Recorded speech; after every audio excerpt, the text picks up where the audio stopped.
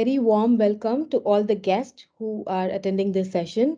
A very warm welcome to the Australian Migration Education Conclave 2022 organized by Aussizz Group. This session is going to be about telecommunications network engineering courses and PR pathways. My name is Deepa Rajagopal. I'm the Director of Education at Aussizz Group. I've helped many students get admission into these courses and they've gone on to establish their permanent residency pathway as well after doing these courses. So I'll be happy to lend my experience to this session. And joining me is Harshit Taylor. He is a registered migration agent from Aussizz Werribee. Harshit, welcome to the session. Hi Deepa, how are you? I'm doing Welcome good. everyone to this session. You will get good information regarding all the education requirements and the PR pathways for telecommunication engineering in this session. All Yes, right. Deepa. Okay.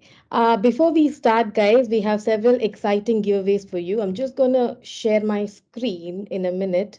So, we have loads and loads of giveaways and offers for you. So, if you are as excited as us about these information sessions, please give us a shout out on social media. Our admin team will drop a link in the comment box just now. If you can give us a shout out, a feedback, a review about how you're finding these conclave sessions, you have a chance to win free 2 months PT online coaching, free CCL online coaching, free 485 consultation, free PR consultation for 30 minutes. And if you apply for education providers through us, up to 50% scholarships provided you meet the eligibility requirement for the courses as well. So, what are you waiting for? Our admin team has dropped a link in the chat box. If you can comment, review, share your excitement about our conclave session, we will be shortlisting the best reviews and comments and we'll be contacting you with these giveaway offers. All right, let's jump right in. This session is going to be about telecommunications engineering courses and PR pathways. While saying telecommunication engineering courses, I want to draw a distinction. We are not going to discuss the bachelor's or higher education pathway courses, which is Bachelor of Telecommunication Engineering or a Master of Engineering specializing in telecommunications. Those are skill level 1 professional occupations. Because this today's session is going to be about trade and vocational occupations, we are going to discuss courses relating to telecommunications engineering technician occupations, which and their further PR pathway. Right? I just want to draw a distinction there. So, who is a telecommunications technician?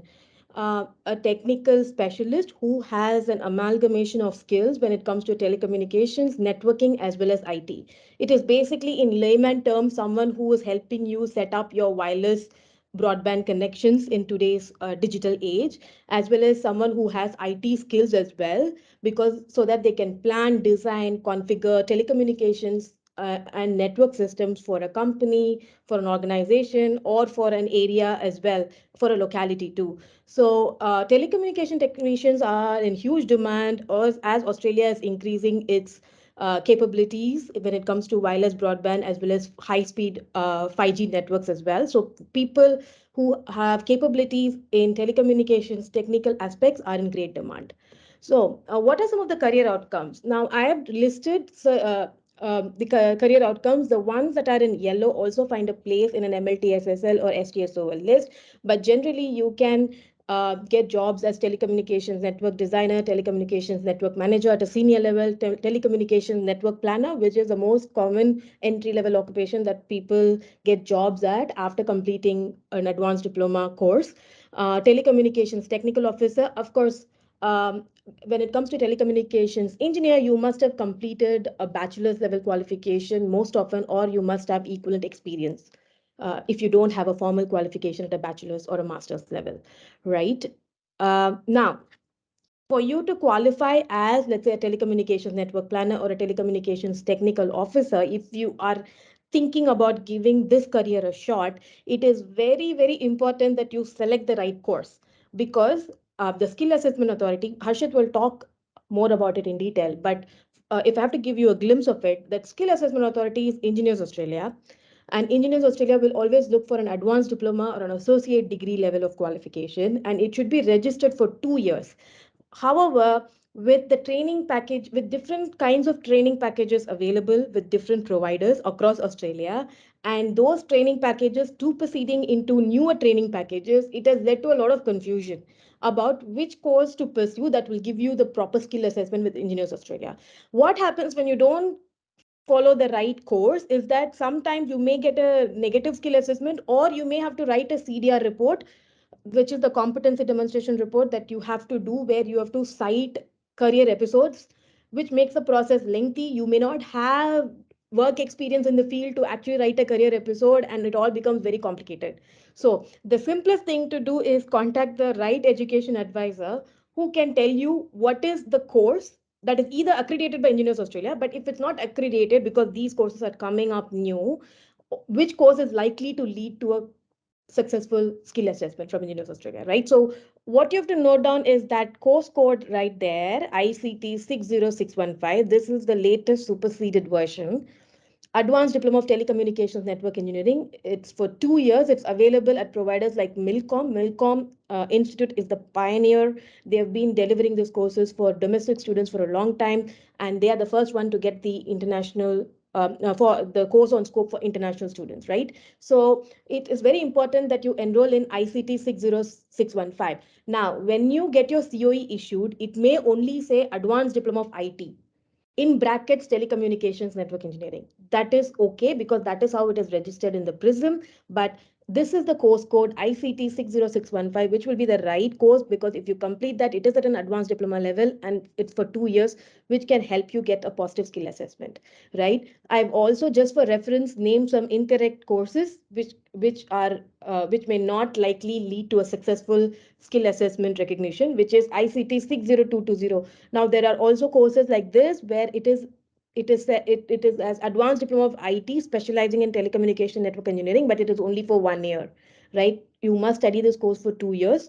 And there are also other courses that you can find which would say diploma of IT for 1 year, advanced diploma of IT for 1 year with minor specialization in telecom. That is again an incorrect course, because you may end up with insufficient technical units to qualify yourself as a telecommunication network planner or a telecommunication network supervisor. So always look at the correct course code, or contact Aussizz group team to figure out which is the right course that will lead you to the right pathway for PR, right?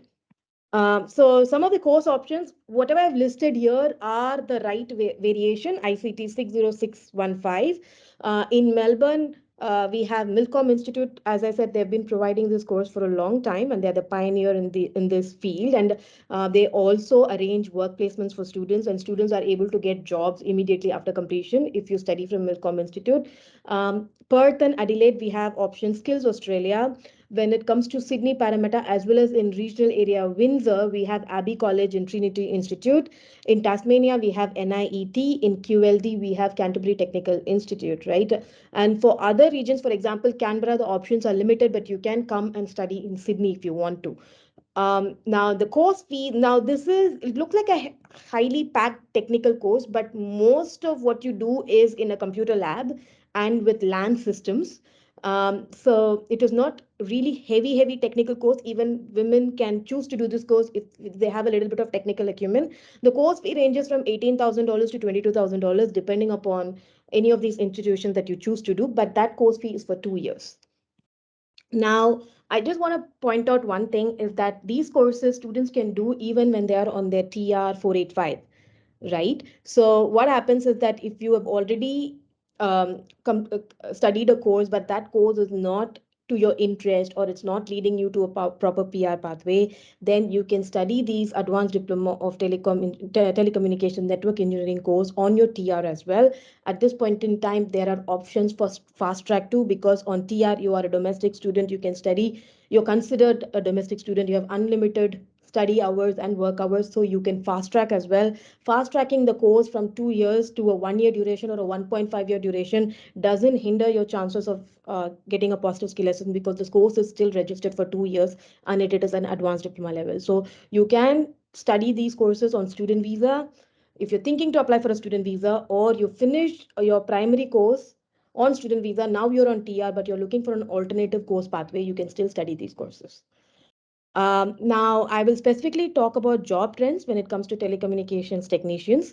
So, these are data from National Skills Commission survey in 2021, post COVID. This is as recent as November 2021, right? So, when it comes to telecommunications trade workers, they are classified under this ANZCO group along with electrotechnology and telecommunications trade workers, right? Out of the 15 trade work occupation that was available in this field, you can see that up to 20% has a strong demand. When it comes to future next 5 years projection, up to 80% of the occupations have a moderate demand, and there is no soft demand, which means that for in the next 5 years, the projections in terms of job market looks very healthy and very thriving, with 80% of the jobs listed within the category of telecommunications trade workers having a strong to moderate demand, right? Now, if you're talking about skill shortage and where the shortage is, you can see the data here. I've listed all. This is from Skills Priority List, occupation findings. Again, this is as part of the National Skills Commission survey findings. These are official government sources. So if you look at the ANZCO occupation for cabler, for telecommunications cable jointer, telecommunications technician, telecommunications line worker, S indicate shortage. There's a national level shortage, as well as when you look at every state, NSW, Victoria, QLD, SA, WA, TAS, NT, ACT, there is shortage across Australia. So the job market is thriving for these occupations as well. When it comes to, while it says shortage, let me expand it a bit more. New South Wales has the highest proportion of employment shortage, up to 80% shortage, followed by Northern Territory. And the rest of the states, they are ranging between 50 to 60%, right? So there is a good opportunity to upskill and learn a trending career that is an amalgamation of IT, telecom, and networking at a technical level. And at the same time, there is a good opportunity to set up a long-term career as well because it is in the shortage list. As well as now, Harshit will take it forward and explain the PR process as well so that you can find it useful and so that you can decide whether you want to study a telecommunication network engineering course or not. Harshit, you can take it forward. And meanwhile, guys, please have your questions typed out in the chat box, and we will get to the questions at the end of the session, and we'll make sure to answer all the questions. Hi everyone, this is Harshit here, a registered migration agent at Aussizz Ferriby in Victoria.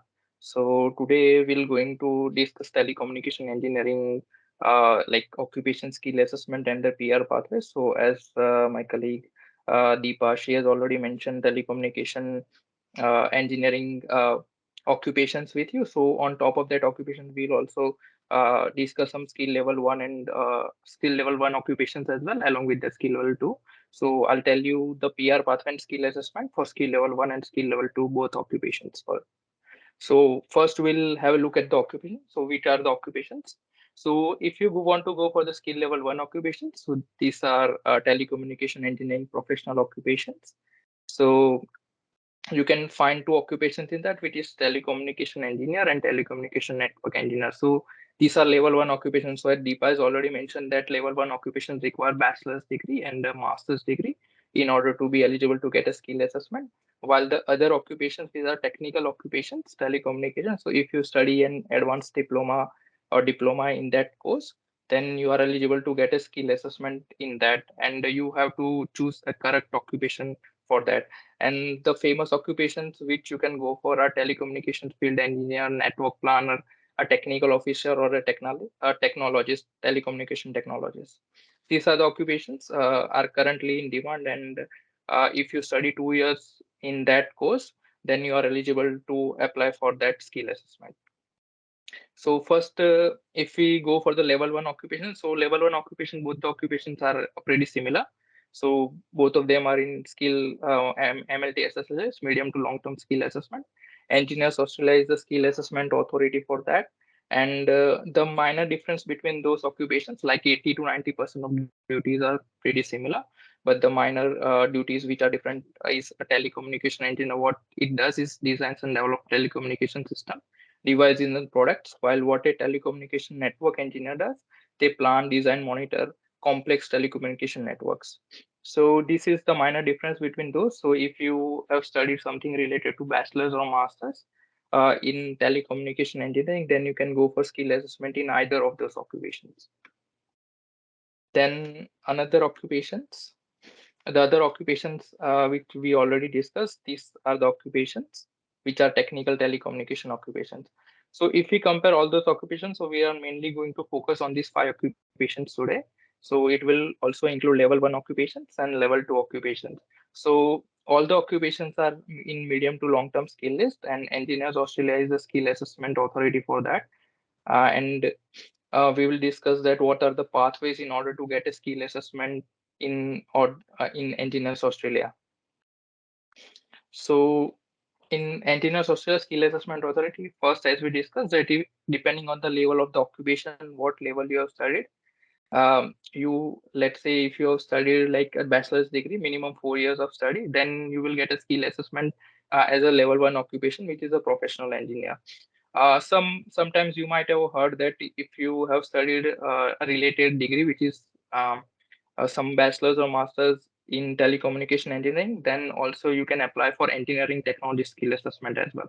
So someone might have studied 3 or 4 years of bachelor's degree, then they can go for skill assessment technology, which is also a level 1 uh, occupations. And if you have studied advanced diploma, which Deepa mentioned the course, if you have studied that course, then you can be eligible to apply for a level 2 skill assessment in telecommunication network planner, or maybe a technical officer or technologist. So these are the occupational requirements for that. And the second requirement is the English requirement. So let's say if you have competent English in IELTS, PT, or TOEFL within the last 2 years, then you are eligible for that skill assessment. And be mindful that Engineers Australia only accept the PT and IELTS, which is basically the English test. These are the 3 English tests they accept within the last 2 years only. While most of the GSM visas, you require IELTS PT, they are valid for 3 years, but Engineers Australia only accept for 2 years. So be mindful of that, guys. Um, then there are other also waivers. Okay, let's say if you don't want to give English requirement, there are other waivers as well. Let's say if you completed any master's course, and then in 485 visa you are going for a course like advanced diploma, then you can waive off this requirement because you have studied some master's degree in any qualification. It doesn't require to be related to your qualification. Other option is that if you have studied like advanced Australian undergraduate engineering qualification, which is related to your course, then also you can waive off that English requirement. Then another option moving on is like PhD program. If you have studied PhD, you can also waive off this requirement. And if you are a passport holder of any eligible country like UK, New Zealand, then also you can waive off the English requirement. Moving on, these are the assessment pathways for Engineers Australia. So as my teammate already mentioned that you can go for accredited pathway qualifications. So one is accredited pathway and another one is non-accredited. So in accredited pathway, if you have studied any Australian qualifications, which is either an advanced diploma, a bachelor's or master's, then you can go for directly skill assessment with just the qualification and the PT score or any English requirements if you meet.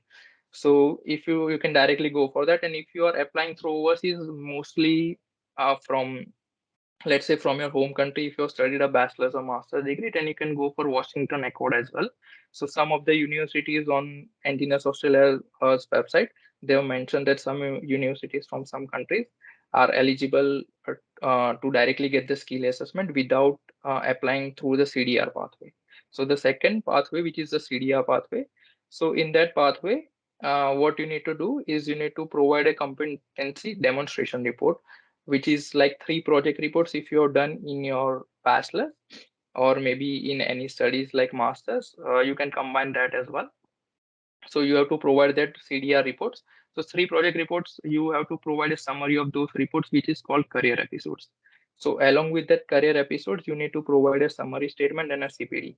So basically CPD is like your continuous professional development, that what you have done in your field in order to like enhance your skill. Let's say if you have started some courses related to that, or maybe if you started an employment, or if you attended some workshop or a software you have studied in your field, then you can write in that CPD and you can show your progress in your field.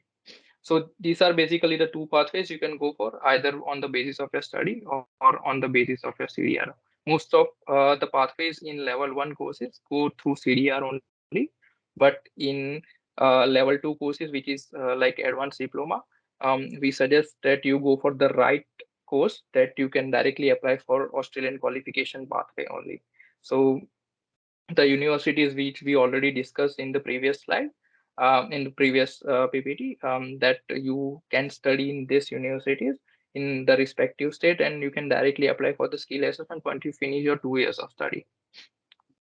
So moving forward to this, so what you can do after you have finished your skill assessment, because skill assessment is the main requirement in order to apply for any general skill PR pathway. So general skill migration includes 189, 190, and 491 pathway. So 189 is basically direct PR. 190 and 491 are state nominated pathway, and in 491 there is another pathway which is called family pathway. So I'll show you table. Yeah. So currently the minimum requirements for all the three pathways is 65 points, and as all the courses we already checked in the previous, all of them are in medium to short term list, MLTSSL list. So you can apply for any of the pathways. You can go for um, employer sponsor pathway as well. We'll discuss that in next slide as well.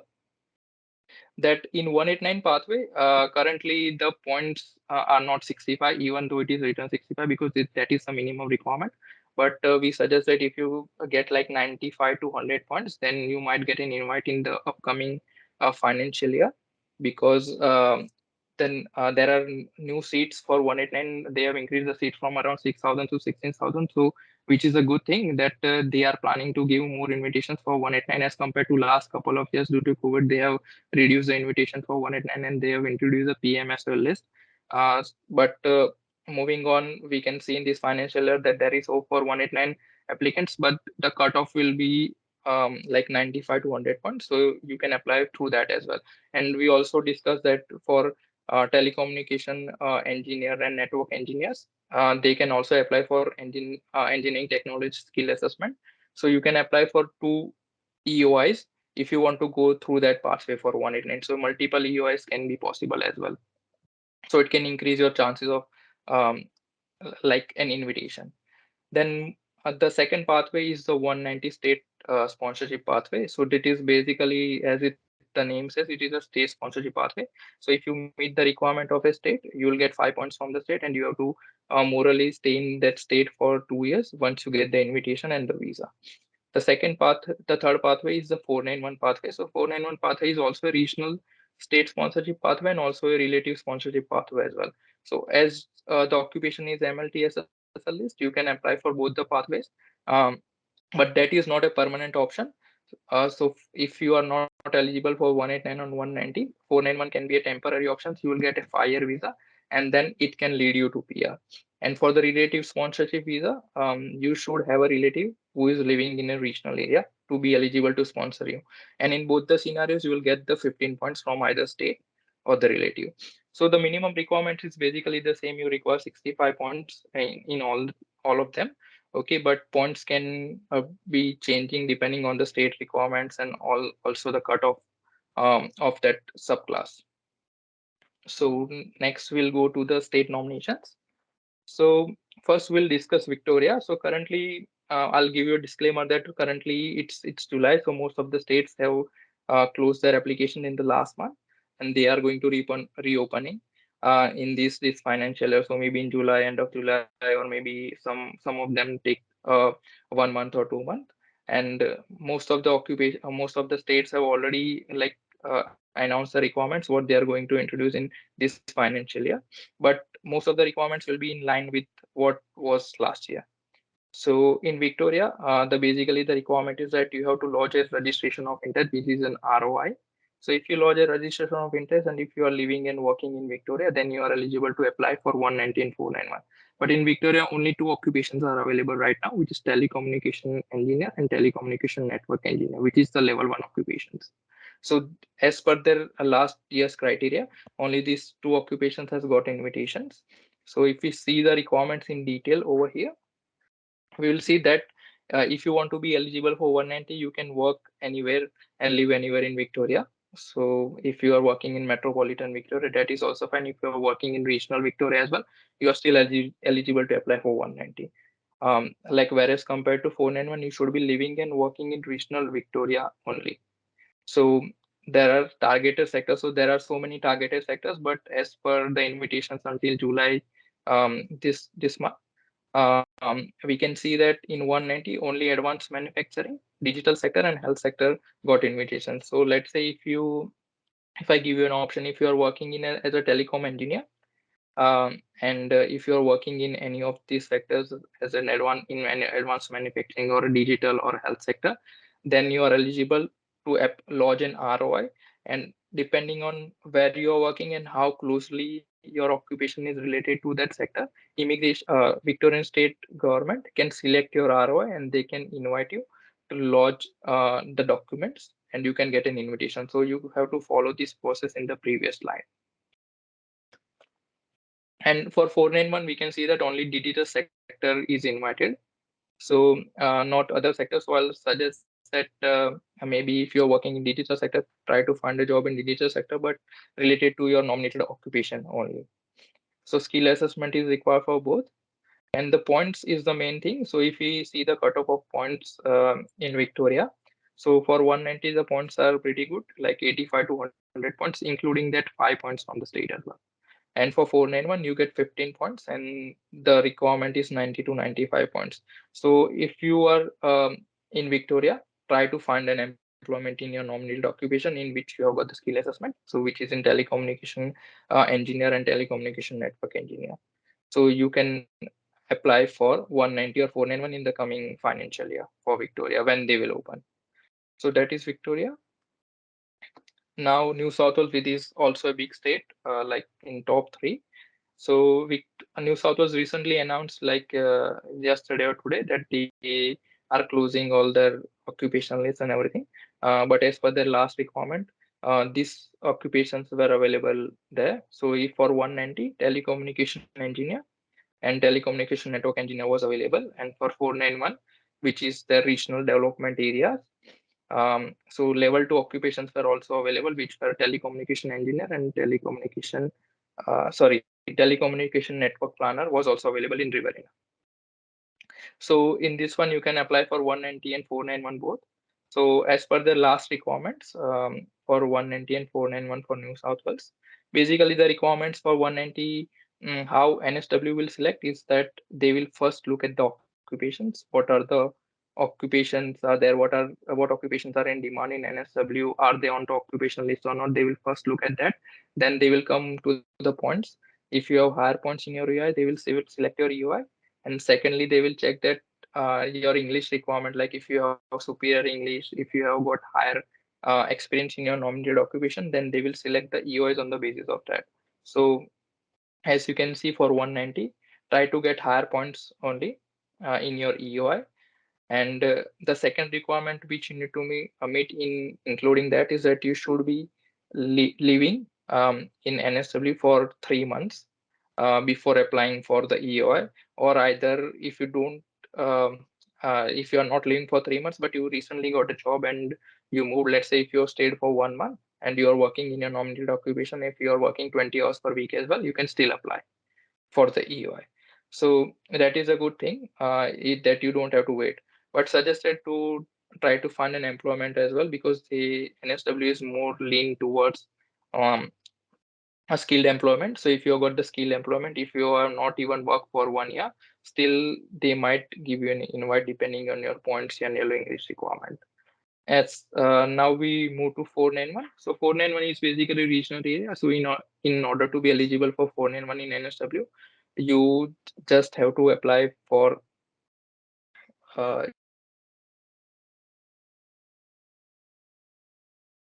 yeah, I got muted, sorry.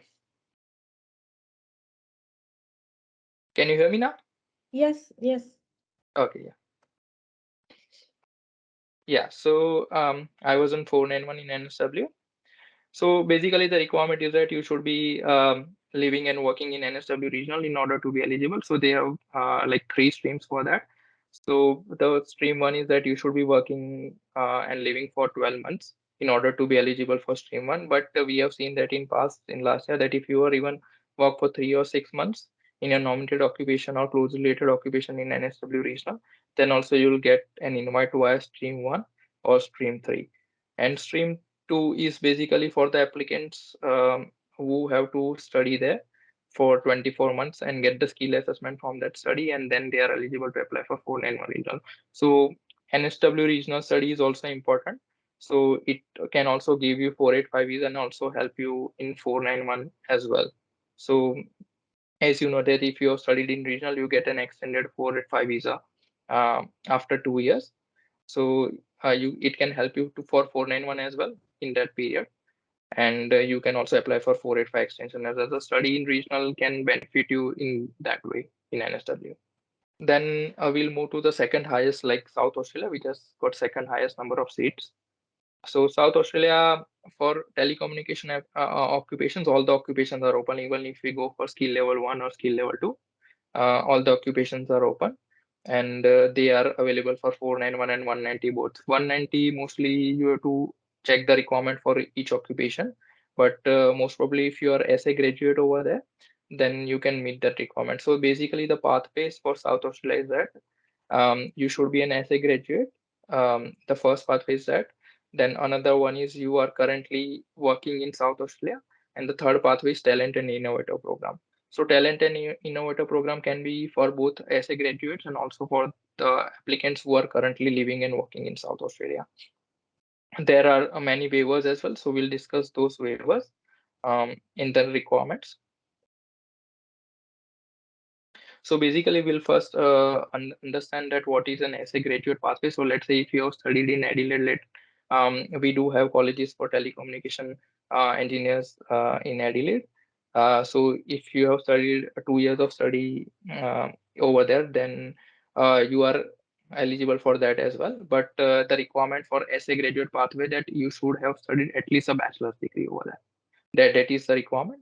So for SA graduate pathway, you should have at least bachelor's degree or higher, and you should have 12 months of experience in order to apply for 190 and 6 months of experience in outer region of South Australia in order to apply for 490 in order to apply for 190. So basically, Adelaide, South Australia has been divided into two regions, which is a Greater Adelaide and Outer Region of South Australia. So if you are working in Adelaide, which is considered as bit metropolitan, although SA is all regional. But if you are working in Adelaide, then you have to meet the double the requirement of outer region South Australia.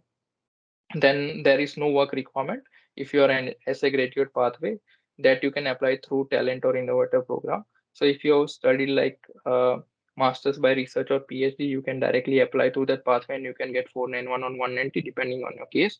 If you have got like GPA 5 or higher, then you can apply by masters by coursework and proficient English. You can get 190 or 491. Then if you've done bachelor's degree and you get GPA 5.0 or higher and you got 7 each, you can still apply for that. So depending on your GPA and what study you have done, you will be eligible for either 190 or 491 in SA graduate pathway. Now the requirements for living and working in SA.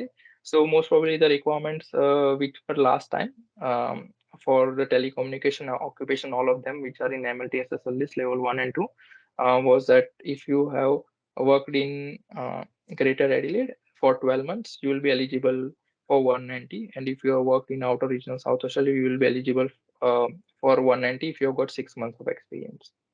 While for 491, there are many things in 491. Let's say if you work for 6 months in South Australia, anywhere in South Australia, which is the last known requirement, then you are eligible for 491. Let's say if you have studied in Victoria and if you move to South Australia today, you work there for 6 months or maybe a year, depending what will be the new requirements, then you are eligible to apply for 491, and you don't have to be as a graduate in order to apply for this criteria. And you can also apply through talent and innovator program. So with via talent and innovator program, let's say if you have got a specific talent, if you have got 8 each in PT, if you have got 95 points, then you can lodge an registration of interest through South Australia, and you can also meet the requirement. Let's say if you don't meet the points requirement sometimes, but you meet the requirement that you have a special knowledge, if you have got special occupational experience employment as well, then you can apply ROI through that talent and innovator program, and you can apply for 491 through that.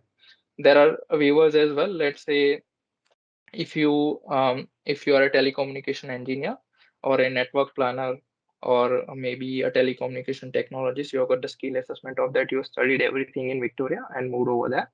But if you have lived in outer region of South Australia for 12 months, and if you work in any occupation, let's say if you worked in agriculture field over there, maybe if you worked as a technologist over there, if you worked as a chef in outer region of South Australia for 12 months and lived in outer region of South Australia, then also you are eligible for 491.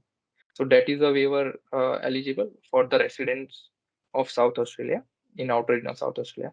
Then there is another waiver for long-term residents in South Australia. So if you have stayed in South Australia for 3 or 5 years, then depending on the skill assessment and what employment you do, there are also long-term resident waiver available for you. So you can apply for 491. But keep in mind that you require a skill assessment for both of the waivers.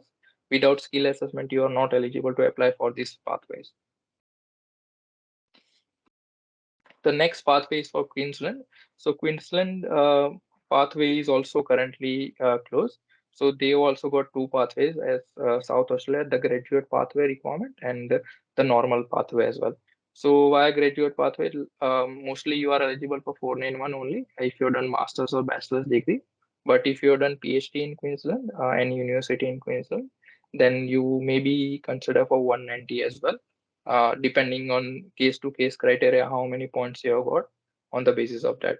And last known requirement, all the telecommunication occupations were available over there in Queensland, as Queensland has a criteria that all the occupation listed in the MLTSSL list will be considered for that occupation list.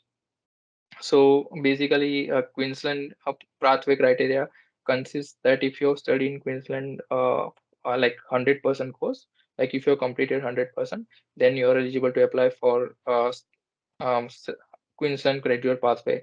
Like if we discussed for South Australia, in South Australia there is no requirement for SA graduate pathway to complete 100% of the course. If you even completed 50% of the course, then also you are eligible. But Queensland requires you to complete 100% of the course in order to be eligible. And as GPA requirement was 5.0 in South Australia, here it is a 6.0 or higher. You should have proficient English or superior in English. You should have minimum 3 years of 3 years of 3 months of experience, not 3 years, 3 months of experience in your nominated occupation in order to be eligible to lodge an EOI. And the experience can be 20 hours per week as well. It is not required to be like full-time experience, and but it should be closely related to your occupation, which is telecommunication engineering. And once you get the outcome, you need to also show a job offer letter to them. So job offer letter should be for future 12 months. That you have at least 20 hours per week job offer letter for next 12 months to get the outcome positive. So basically, they will select the applicants who are a Queensland graduate, got higher GPA, got 8 each, got 3 months of experience, and got higher points in EOI. So if you got higher points in EOI, there are higher chances that you will be eligible. So Queensland graduate pathway would be bit easier than the normal pathway. So in the normal pathway, for 190 you require at least 6 months of experience, and that experience should be full time. So for 491 as well, they require 3 months of experience, and that experience should be full time. As compared to graduate pathway, it was only 20 hours per week. But if you have studied somewhere else and if you move interstate to Queensland, then you need to show your higher points in expression of interest in your EOI, and you should have at least 3 to 6 months of experience, 35 hours per week in order to be eligible for 491 or 190. So the requirement is that you should have minimum proficient English, but most of the applicants get 8 each and get superior English on that. And over here as well, in 190 or 491 normal requirement, you need to show an offer letter or employment contract for future 12 months. There is also an SBO pathway. SBO is basically a small business owner pathway. So if you like buy an existing business in Queensland and run that business for 6 months, the minimum requirement to buy the business will be $100,000. It should be 100% ownership of the applicant. They also should have skill assessment in order to be eligible for this pathway. It's not like that if you bought the business and run that for 6 months and you don't have the skill assessment, then you are eligible. So skill assessment is a requirement for SBO pathway. You should have a business board. You should run that for 6 months, and you should hire an Australian PR or citizen in order to be eligible for that pathway. And after 6 months, you can apply for 491. So many of the our applicants has applied through that pathway, and they have got successful outcomes. So that is also a unique pathway which Queensland offers you. Moving on to Western Australia. Western Australia is like a very good state right now for telecommunication engineers.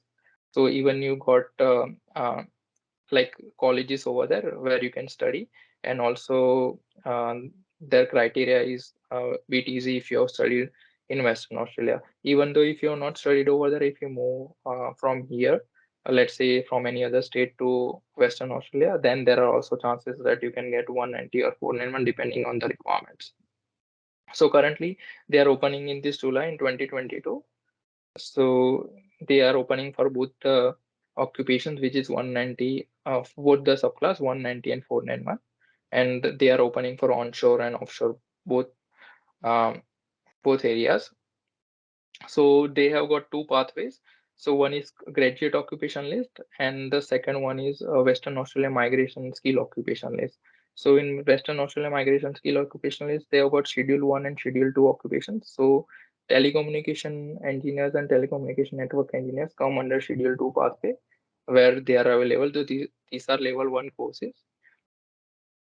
So in these courses, if you have studied something over there, then you are eligible for 190 and 491. And if you move from interstate and work over there or live over there, then also you are also eligible for that pathway 190 and 491. But keep in mind that the criteria for them to select is that they will first select the graduate occupation list applicants, then um, then their priority will be coming to the candidates residing in Western Australia. If someone is living and working in Western Australia, they will get a first priority in Western Australia migration skill occupation list. Then the second priority will be given to the applicants who are living in rest of the Australia, and the third priority will be given to the candidates living outside Australia. So basically, the requirements for 190 and 491 in Western Australia is that there is a living requirement. You can be anywhere in order to apply for general stream. You can be staying outside Australia. You can be staying in Victoria. You can be staying in Western Australia. Anywhere is fine. But in graduate stream, you should be living in Australia and you should be studying there as well. So study requires like 2 years of full-time study in Western Australia. The English requirement is also proficient English, which is 7 each requirement. And if you are accepted, if your application is positive, then you also need to show a 12 months of employment contract. But if you are a graduate, if you are applying through a graduate stream, which is a graduate criteria, 6 months of work experience in the last 5 years in Australia is fine. Or you can show the employment contract, which is for the 6 months in the future in your nominated occupation. So keep in mind the job contract should be in your nominated occupation only. Any occupation will not be allowed. And you have to show a financial capacity. So financial capacity you can show as it is mentioned. There is no requirement to show any documents for that. So that is fine. Depending on single person, a couple or dependent, you can show that. Another state is the Northern Territory. Northern Territory, it's pretty simple. So in Northern Territory, if you stayed in Northern Territory and lived over there, then you are eligible, or either you have studied in Northern Territory.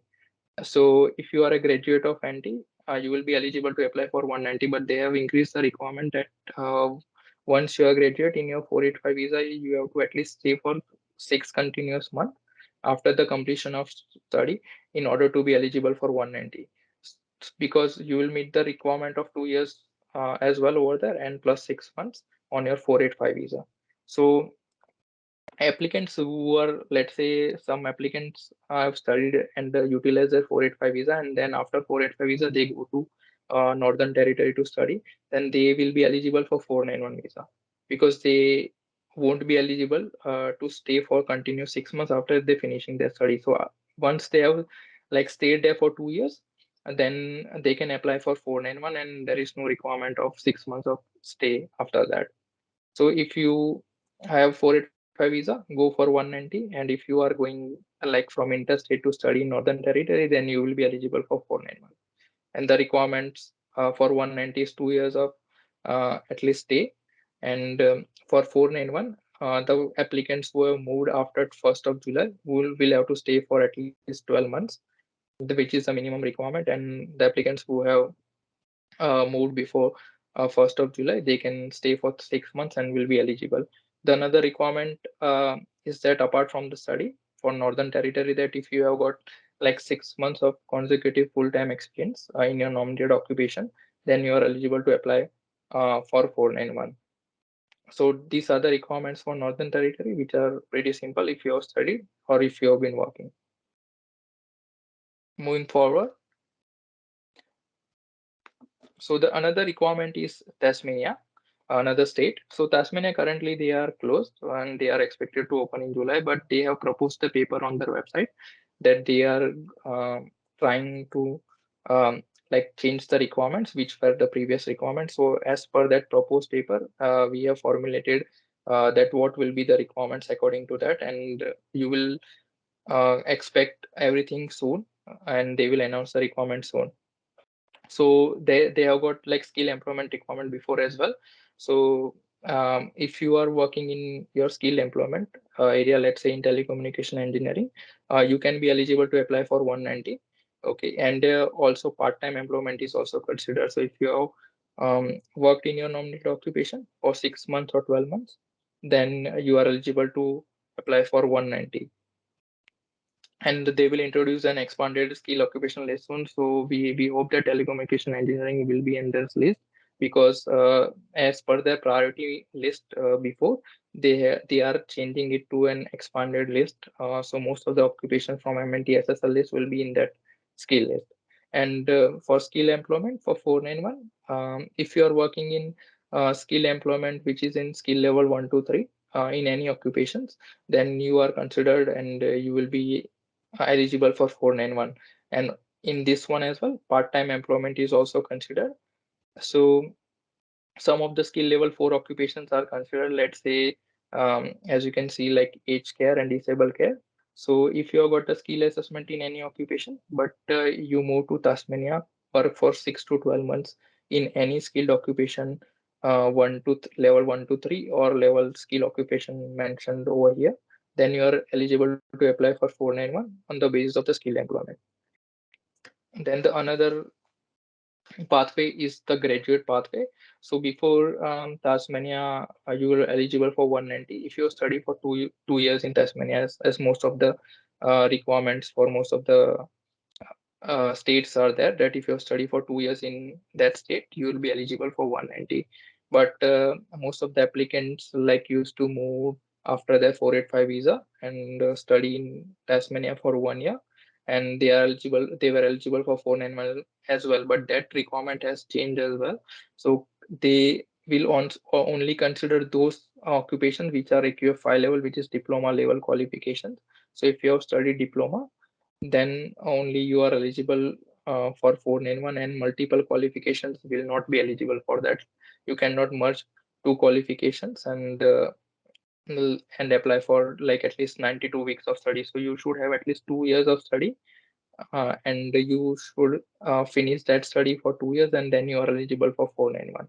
So diploma is fine, and any bachelor's or master's study is also fine, and you should have got the skill assessment in any field. It is not required that you have to get the skill assessment to the related course. Okay, 190 it is necessary, but for 491 they have not mentioned anything yet. But try to study something related to your field. But for 491, if you have studied something and you have got skill assessment in any other field, then also you might be eligible as per the previous requirements. They are introducing a new pathway, which is the established resident pathway, which was not there before. So if you have stayed in Tasmania, let's say someone has studied in Tasmania for 2 years and is not eligible for any of these pathway like 190 or 491 because they have studied something related to certificate 3 and 4, and they are in Tasmania and stayed there for 2 years or 3 years, and they are eligible for either 190 or 491 pathway. So let's say if you if you stayed there for 3 years in Tasmania, and you are working in any and school level 1 to 3 or 1 to 4, then you are eligible for established pathway for 190, and if you have stayed there for 2 years, then you will be eligible for 491 pathway. So this keep in mind, guys, that this is just the proposed requirements. These requirements will be going to come, and there might be some changes in that, but keep an eye on that, and you should follow us and like consult a register migration unit before moving to Tasmania, or if you're already in Tasmania, before making any step or change any course, just consult us before that, then we can guide you through that. So most of the states are already done in ACT, which is the Canberra state. Um, the telecommunication occupations are not available like from a long time, so we won't discuss that one. And apart from the GSM pathway, there are two other pathways, which is employer sponsor pathway, which is 186 visa, and 186 visa, 482 visa, and 494 visa. So these are employer sponsor pathways. So if you have an employer who is ready to sponsor you, and if you got already like 2 or 3 years of experience in your nominated occupation, which can be in any occupation in skill level 1 or 2, then you are eligible to apply through this pathway. 186 direct entry is a direct PR pathway, while 482 and 494 are temporary visas. So once you got that temporary visa, you are eligible to apply for a permanent visa after 2 or 3 years, depending on which visa you are on. So these are the pathways. I hope you have any questions or anything. Then you can directly after this session, you can post over here the questions. Yes, thank you so much for the detailed information, Harshit. We do have some questions, Yeah, so I'll be reading it out to you so that you will be able to answer them. Some of them I've answered whenever it is related to education. Um, Salim Khan is asking, based on your assessment, which state is good to do this course in terms of PR? I suppose they're talking about the diploma, advanced diploma of telecommunications, network okay, let engineering. me check that. Uh, it's on the top. This question I can have a look. Salim Khan, which Yeah, state? again, Yeah. which state is good to PR in terms of PR? Okay, so in this one, I'll suggest that there are two courses. Let's say I think you can move to Perth as well, but let me check that. I think Perth don't have that options. So Perth, what I'll suggest, Perth do have that options, right? no, only at a level one, not at a level Only two. at level 1. Yeah, I think Yes. Perth don't South have that option. So I'll Australia, suggest that South Australia is a good option. South yes. Australia, and anyways, they have got like second highest number of seats for 491. Yes. So South Australia can be a good option, and they have given pretty good invites. Let's say if you don't get an employment in your nominated occupation, if you study, if you work in regional as well, then Salim, you will be eligible for 491. And even you can do this course on 485. So if you studied something over here, then you can get the skill assessment on that as well, and you can apply in South Australia on both the skill assessments. Okay. Sai Madalla, what are the chances for telecommunications engineer, skill level 1 for 80 points? 190, 491, 189 in WA. Yes, I so in WA, currently they will start giving invitations, so we will know. But last time when I reckon that in 491 the invitations they have given were at 95 to 100 points for Mm-hmm. 491. But last year in the starting of year 2021 to 2, they were giving invitation at the same points for 190 as well. So if you can score 90 points, including the state nomination for 190, I'll suggest go for 190 only. Mm-hmm. Then you might get a chance in this couple of months or something to get an invite. Yeah. And I suggest if you are not working over there, get an employment. That's the best way. Okay. Uh, Vishwa J wants to know my wife came with me for MSc. Now we are on bridging visa waiting for 485. Can I do this course as a partner? Yes, you can do these courses on 485 as well as 485 dependent to open up an alternate PR pathway. It's good to do this course in South Australia because you can qualify under a South Australian graduate stream if you can. Yeah, I would suggest that you can do this course, but be particular about the state that you choose to do this course. Uh, I have a telecommunication network engineering skill assessment. Can I put EOI for telecommunication engineer as well? You have to get the skill assessment before putting the UI because it is not still the same code. So you need Mm-hmm. to get the skill assessment in that code, and then only you will be able to select that. Okay, But so it will apply be for easy skill because assessment again. it is in the same occupation grouping. So if you have got this, if you can like change the CDRs a bit and you can get skill assessment in that, and it is possible to get. Okay. Vishwajay again. Sorry, we are waiting for 485 visa. Currently in bridging visa. Can I do these courses, partner? Yes, we want. Even if you're on bridging towards 485, you can start this course as a 485 dependent. Rajat Chantial, my TR is already expired. I don't have any skill assessment till now. Studied accounting course earlier. Which course will lead to skill assessment without work experience? Is there any PR pathways for my case? Is it good idea to move to regional area for PR? Then which regional area is good for PR prospect? Yes, Rajat. So there are many courses. Okay, you can go for if you don't have any skill assessment right now. Uh, One of the course is this telecommunication engineering course. As well, you can go for different states. South Australia is a good option for you, and we can still wait for the requirements from other states. So if they open the state, you can also go to maybe New South Wales or Tasmania. And Okay. there are other options for you as well. You can um, go for, let's say, diploma of nursing in South Australia. You can go for any graduate diploma in early childhood course as well if you can meet the requirements for the English IELTS requirement. So there are few options. So I'll suggest you. I'll leave my contacts over here. We can like discuss in detail about this whenever you can. Yes, we suggest you to get in touch with us for a personalized consultation. We'll be dropping our emails and phone numbers in the comment section at the end. So there is Mrinal Dave. She worried about her course. I have already confirmed that she's studying the right course.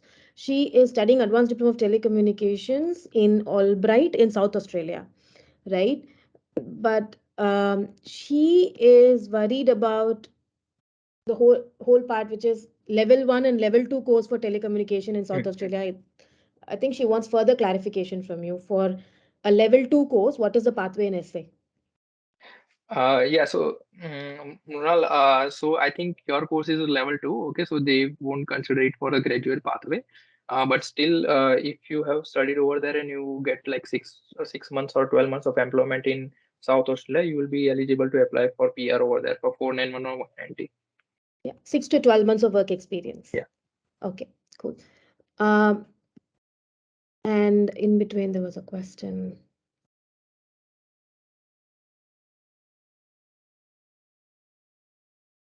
Kumaran, it's not related to this session though. If I'm working in a company that has all clients relevant related to healthcare, will be considered as working in target sector of Victoria.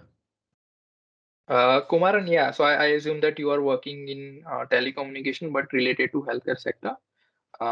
But it or if your all the clients are related to healthcare, we have to check your occupation that how it is related, and yeah, we can apply through that. We have previously applied many occupations which were related to the clients where, let's say, IT occupations. Some of the IT occupations, the clients were hospitals and they were working from home. Still, they were eligible for the targeted sector in Victoria. So we have to check in detail for that, at how it is related. And yeah, sure, we can do that. You can contact me for that. Right. Shashikala wants to know in essay, a contract job was considered as meeting work experience requirements. So which one is it? Shashikala Allah Durgam. Okay, so contract job in nominated occupation is he talking about? I mean, they didn't give much context. I Okay, suppose yeah. so. Yeah, so Shashikala, I guess that if you are working in regional area, um, any job is fine if you're not working in a nominated occupation. So if you are working in any occupation for 12 months, then also SA will consider you for 4 9 months. Right. Ramesh wants to know, when do I expect updated list for all states? Well, There is no specific date or anything for each and every state. Like let's say New South Wales has recently announced, so they may take a couple of months. Um, and Tasmania are already in the processes. Western Australia already announced everything. New South Wales may take time mhm. because they generally do it in October or November, but you can't say it is basically random for each and every state. So you Right. just have to keep an eye on that before moving to any other state. Right. Keep a watch out for our Facebook, on our Instagram. We regularly update whenever the list is expected. When we know clear that the list is out, we always update immediately. So please subscribe to Aussizz's social media channels so that you can be up to date about this. Uh, what are the chances for telecommunications network engineers skill level 2 for 85 points, 190491 in QLD? Maulik wants to Uh, know. Yeah, Maulik. So currently, Queensland is like giving invitation on the basis of higher points only. So they will, and they are currently closed. But last time when they gave invitation, it was higher points, and depending on how much experience you have got. So basically, you require minimum 3 to 6 months of experience, 3 months for 491 and 6 months for 190 in order to be eligible. So there are chances in Queensland if you got an employment in your nominated occupation. Right. Uh, Salim wants to know, I'm going to complete Advanced Diploma of Telecommunications in this August from Melbourne, 1 year of it. Can I do my remaining 1 year in South Australia? Will I be considered South Australian graduate? I have visa till November 2023. No, you won't be considered because I think they will consider for bachelor's and master's only. Yeah. So you won't be considered as South Australian graduate. But if you do your study over there for 1 year and work during that 1 year, then once you get the skill assessment, you can directly apply for 491. Move there, So study one yeah, year, and yeah, also get work yeah, experience for 1 year, right? yeah, Yes. yeah. So Uh, once he finishes study, he'll get the skill assessment and 491 simultaneously. Yeah. yeah. I'm studying Advanced Diploma of IT Telecommunications Network Engineer in Gold Coast. Do I get any regional benefits further during my TR and PR process? He's studying in Gold Coast. So advanced diploma currently they have currently you will be eligible for 485 if your course is for 2 years. Okay, so that is the benefit you will get. And if you are like studying in regional and living in regional, you might get a benefit of 1 year of extension in your TR. But for PR, they currently there is no updates from Queensland, so we have Mhm. to wait for the PR updates. Yeah. Mrinal, my course code is ICT 60220. Is it valid? Let me clarify again, Mrinal. The thing is, the newest course code is the superseded version, right? Not every provider is required to supersede at a one spot on date. They can do it at their own time. There is no particular date by which they have to supersede to the new version. Your course in Albright, I've checked it, it is still fine because it is registered for 2 years. Many providers are running the same course code for 1 year, then it is problem, right? So we work with Albright as well, so your course is good to go. I have also typed it, but I'm also telling you as well. Finally, Shashikala, further uh, questions on the contract Yeah. job thing. Contract job as telecommunications engineer, can we apply through talent and innovator stream, employment stream? My question is for 190, just 4 months experience in South Australia. Okay. So yes, Shashikala, previously we applied for many applicants who are working in regional area or maybe in Greater Adelaide, who have got 6 months of experience. So we applied through talent and innovator stream with 6 months of experience. So if currently SA is closed, as you know, so once you got the 6 months of experience, we can apply for an ROI or we can have a look at the new updates for the SA. So yeah, it is Okay, possible after 6 months. We do have options. right. Um, yes, Mrunal, because that course is for 2 years and has enough ICT telecommunications unit. You wouldn't need a CDR. Okay, guys, I am dropping my number and email address as well, and um, Harshit's details are already dropped by our administrators so that you can get in touch with us if you need any personalized consultation or want to book an appointment further. Uh, we are going to wrap up this session. We'll take one last question. It's a new user. So for SA 491, relevant experience is required and part-time experience is okay.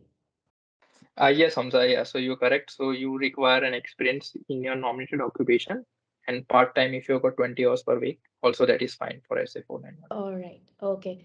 All right, guys. That's a wrap of day three of our conclave. Thank you so much, Harshit. It was very informative. You clarified a lot of nitty gritty things for our viewers.